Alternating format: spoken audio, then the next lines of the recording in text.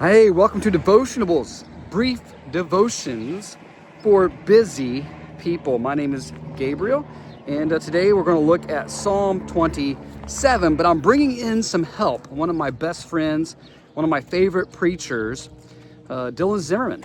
He pastors out in Oklahoma at Sojourn Enid, and he actually preached through the Psalms last year, and it was one of the things that led me to kind of say, hey, let's go through the Psalms and Devotionables in 2025 was his sermon series.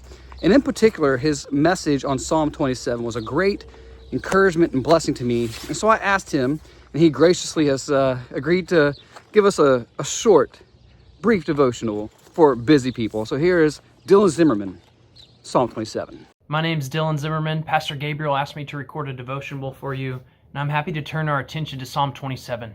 And one commentator said that the Psalms are an anatomy of the soul, and we certainly see that that's true in Psalm 27, as he speaks about confidence in the Lord in the midst of kind of a worst-case scenario in David's life.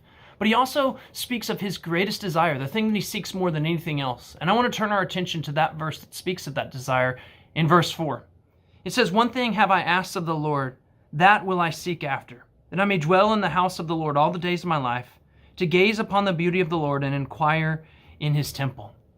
When David expresses that he wants to dwell in the house of the Lord, I don't think what he's getting at is that he wants to rent a room there or take up residence there or switch his kingly role to a more priestly role so he can spend more time in the temple. I think what he's primarily getting at is that he wants to be in the presence of God. He wants God. He says, I want to gaze upon the beauty of the Lord and inquire in his temple, inquiring, thinking about the mind of God. What's he want? What does he like? What does he desire? What does he want to see done on this earth? That's what he's after. And so when he says, the thing that I want to ask and the thing that I desire and seek after more than anything else, it's God himself. He's not desiring what he can get from God. He wants God himself. And what a request it is. This one thing have I asked of the Lord that I will seek after. He wants God. If we were given one thing to ask of the Lord, one request, the thing that we desire more than anything else, what would we ask? Maybe we'd ask for relational harmony because relationships can be complicated and difficult at times. Or for forgiveness to flow from us to others because of sin that has been committed and difficulty walking out relationship. Maybe we'd want peace on earth. Maybe we'd want something great for our children and for them to walk in the truth. Maybe we'd want a mountaintop spiritual experience or to achieve something great and perform something great for the Lord. You know, many of the things that we could think of if we were to given one request and one ask might be really good things. But are those things gifts from God or God himself? You know, much of our sin struggle is likely going to be not with desiring inherently sinful things, but desiring a good gift from God and just desiring it too much, desiring it more than we desire God himself. And if that's true, if we're struggling with this battle of desiring gifts from God more than God himself, well, what do we do there? Does the heart just want what the heart wants? No, the good news from the scripture is that our hearts were made to find our greatest treasure, our greatest desire, the thing that captures our affection and our attention more than anything else. We're made to find that satisfaction in God, not just his gifts, but God himself.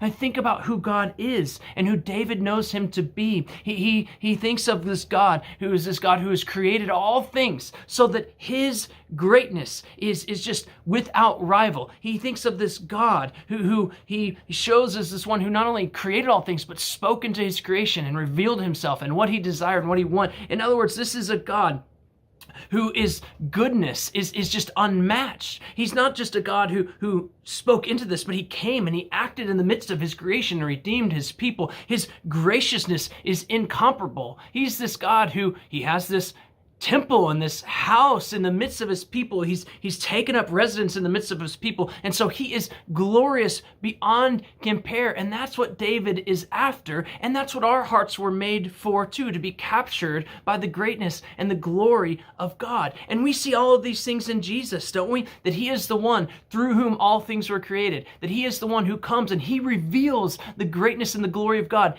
in his person. That he is the one who acts in pursuit of us. that we might know and be reconciled to God. So his graciousness is incomparable. He's the one who, in him, we see the glory of God in the face of Jesus. And that glory in the face of Jesus is glory that is unmatched. And so when we look at this God, we see one who is so great that we don't need power. We don't need to fear other things because he's great. We see one who is so good that we don't need to look elsewhere to gifts. We see one who is so gracious that we don't need to prove ourselves any longer to all these other things around us. We see one who's so glorious that we can be captured by his beauty forever. Think about the pictures of heaven that we get. What are they captured by? Nothing in heaven, no one in heaven is looking back saying, man, if I just had that thing back. They're all captured by the beauty and the glory of God, and they're praising it in the heavens. And David, he says, that's the thing to seek and desire. That's what you were made for. And he shows us how. Gaze and inquire are such good words for us. And so if our hearts are out of order, desiring gifts over giver, we need to gaze upon the beauty of God and inquire, ask, what's he like? What does he want from us? And what does he want in this world? And so if our desires are off, we can reorder them by putting before us a greater desire, a greater beauty, a greater glory, God himself. And that kind of gazing upon the beauty of God and inquiring in his temple is the kind of thing that will change our hearts from desiring gifts to desiring the giver. One author said that to behold and inquire is the essence of worship and indeed the essence of discipleship. This is the thing to give ourselves to seek after more than anything else. Should be the greatest desire and treasure of our lives. So let's gaze on the beauty of the Lord and inquire in his temple and find in him our greatest desire and our greatest satisfaction.